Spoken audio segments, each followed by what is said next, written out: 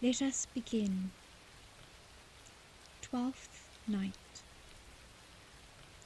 Orsino, the Duke of Illyria, was deeply in love with a beautiful countess named Olivia.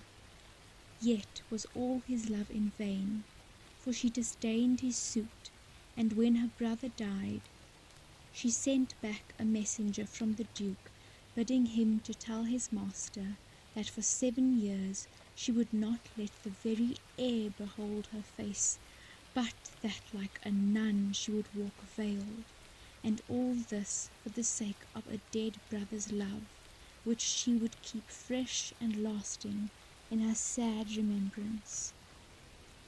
The Duke longed for someone to whom he could tell his sorrow, and repeat over and over again the story of his love.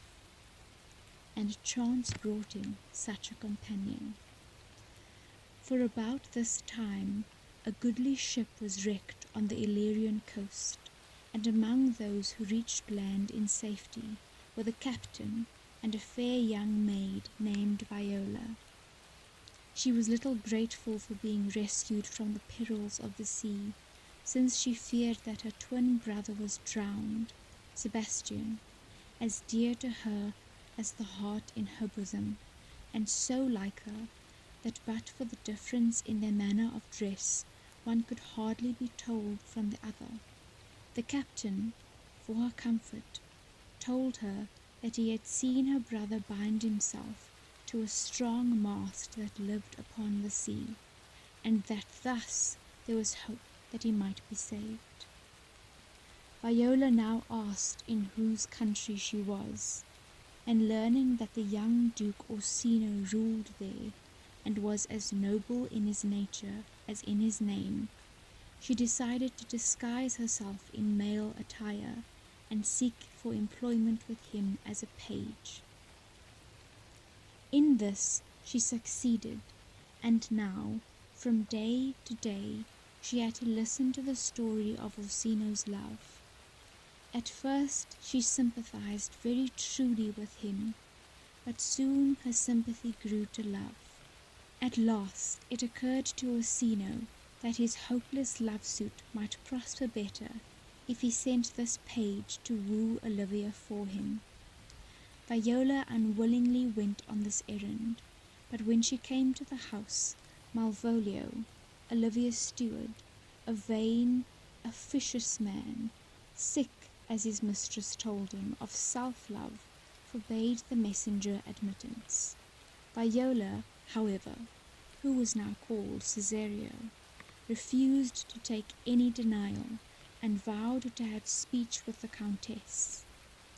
Olivia, hearing how her instructions were defied, and curious to see this daring youth, said, "We'll hear once more from Orsino's embassy."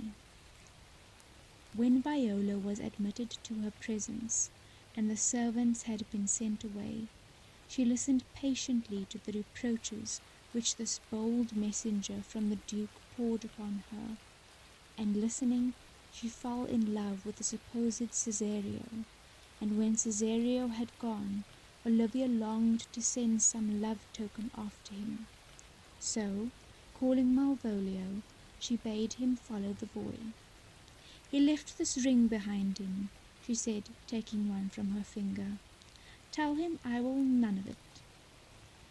Malvolio did as he was bid, and then Viola, who of course knew perfectly well that she had left no ring behind her, saw with a woman's quickness that Olivia loved her. Then she went back to the Duke, very sad at heart for her lover, and for Olivia, and for herself. It was but cold comfort she could give Orsino, who now sought to ease the pangs of despised love by listening to sweet music, while Cesario stood by his side. "Ah," said the Duke to his page that night, "you too have been in love." "A little," answered Viola. "What kind of woman is it?" he asked. "Of your complexion," she answered. "What years?" was his next question. To this came the pretty answer, "About your years, my lord." Too old, by heaven, cried the Duke. Let still the woman take an elder than herself. And Viola very meekly said, I think it well, my lord. By and by, Orsino begged Cesario once more to visit Olivia and to plead his love suit, but, thinking to dissuade him, said, What if some lady loved you, as you love Olivia? Ah, that cannot be, said the Duke. But I know, Viola went on, what love woman may have for a man. My father had a daughter who loved a man as it might be, she added, blushing. Perhaps were I a woman, I should love your lordship. And what is her history? He asked. A blank, my lord, she answered. She never told her love, but let concealment like a worm in the bud feed on her damask cheek. She pined in thought, and with a green and yellow melancholy she sat, like Patience on a monument, smiling at grief. Was not this love indeed? But died thy sister of her love, my boy?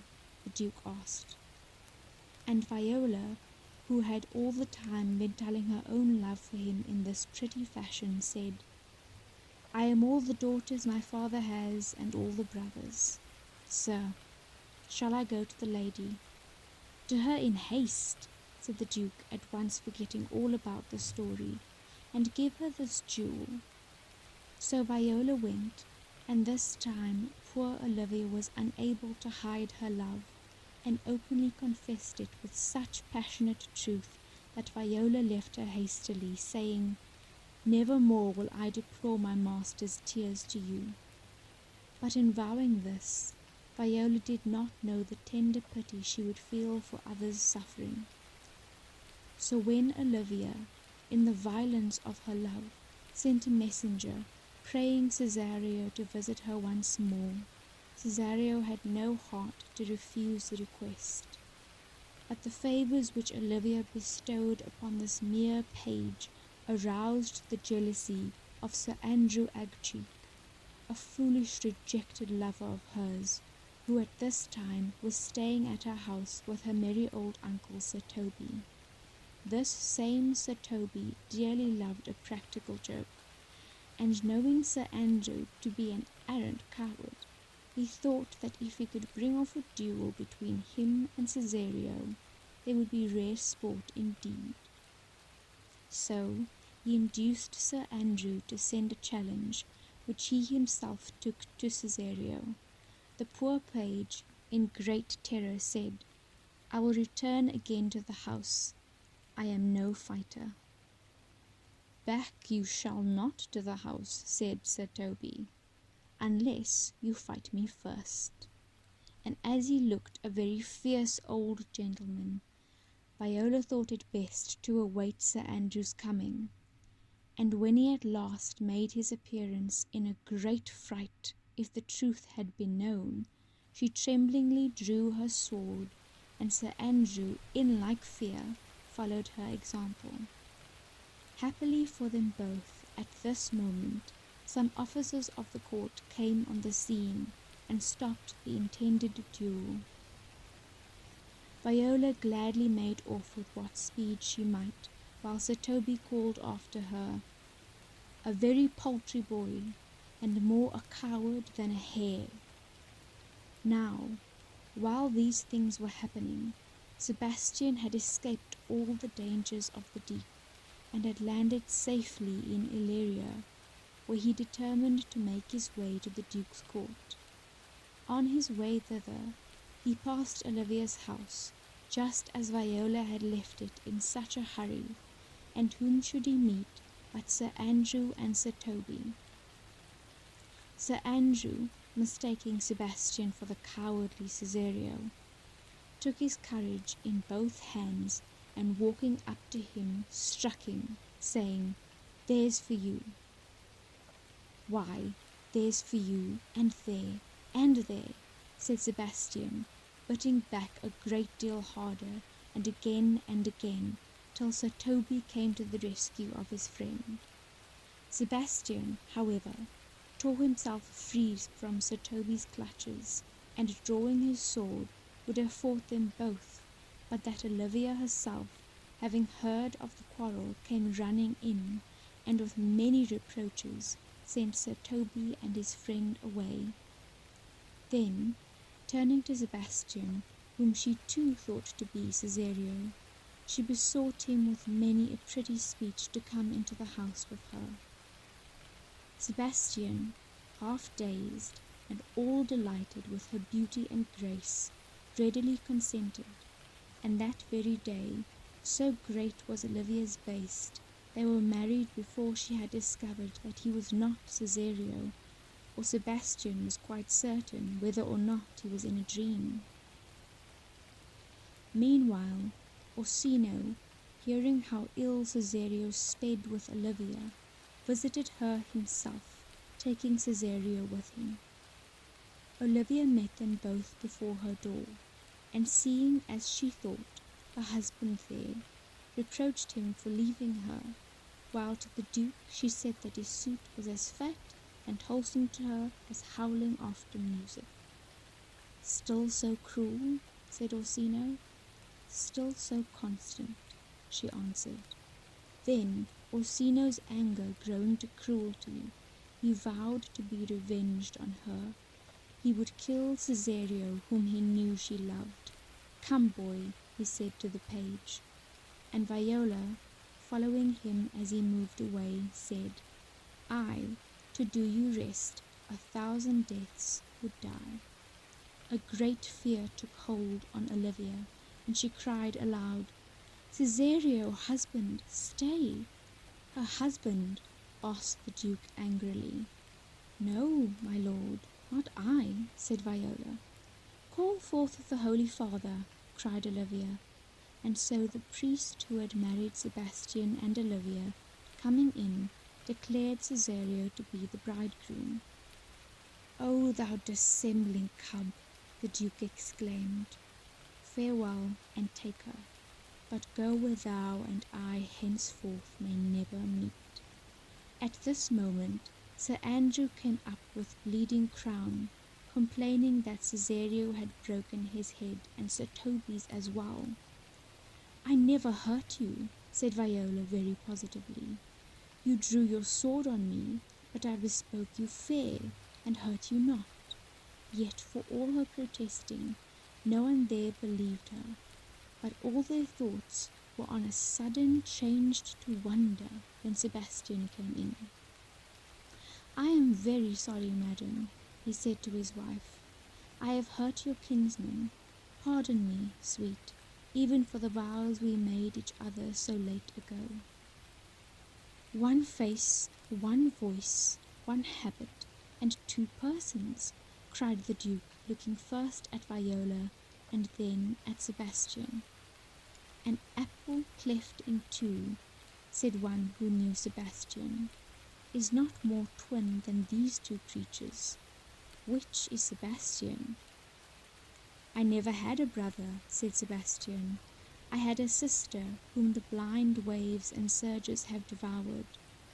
Were you a woman," he said to Viola, "I should let my tears fall upon your cheek and say, 'Thrice welcome, drowned Viola.'" Then Viola, rejoicing to see her dear brother alive, confessed that she was indeed his sister.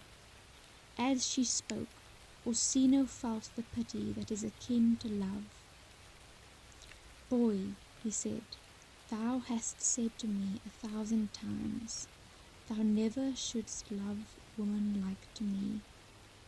"And all those sayings will I overswear," Viola replied, "and all those swearings keep true." "Give me thy hand," Orsino cried in gladness. "Thou shalt be my wife, and my fancy's queen." Thus was the gentle Viola made happy, while Olivia found in Sebastian a constant lover and a good husband, and he in her a true and loving wife. And that is that.